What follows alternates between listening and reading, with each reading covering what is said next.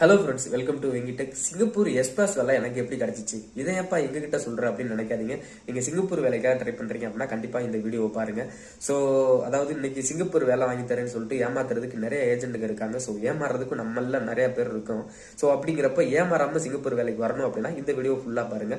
So அப்போ நான் வந்துட்டு எந்த ஏஜென்ட் மூலமா வேலைக்கு ட்ரை பண்ணேன், ஸோ அவங்க கிட்ட எப்படி வந்துட்டு என்னோட டாக்குமெண்ட் ப்ரிப்பேர் பண்ணி கொடுத்தேன், ஸோ என்ன மாதிரி வேலை வந்துட்டு நான் வந்துட்டு இன்டர்வியூ அட்டன் பண்ணேன், ஸோ அதுக்கு வந்து டாக்குமெண்ட் எப்படி கொடுத்தேன், அதுக்கு இன்டர்வியூ எப்படி நடந்துச்சு, இன்டர்வியூல வந்துட்டு என்ன மாதிரி பதில் சொன்னேன், ஸோ அதுக்கப்புறம் இன்டர்வியூலாம் முடிச்சதுக்கப்புறம் எப்போ டிக்கெட் போட்டேன், ஸோ எஸ்பாஸ் வேலை டாக்குமெண்ட் கொடுத்துட்டு இன்டர்வியூ முடிச்சுட்டு எத்தனை நாளைக்குள்ள எனக்கு வந்துட்டு வேலை கிடைச்சிச்சு, ஸோ நான் இன்டர்வியூ அட்டன் பண்ணதுக்கப்புறம் அட்வான்ஸ் போட்டு விடணும், ஸோ அவங்கள நம்பி நான் எப்படி வந்து அட்வான்ஸ் போட்டு விட்டேன். நீங்கள் அட்வான்ஸ் போடுறீங்க அப்படின்னா யாரை நம்பி அட்வான்ஸ் போடலாம்.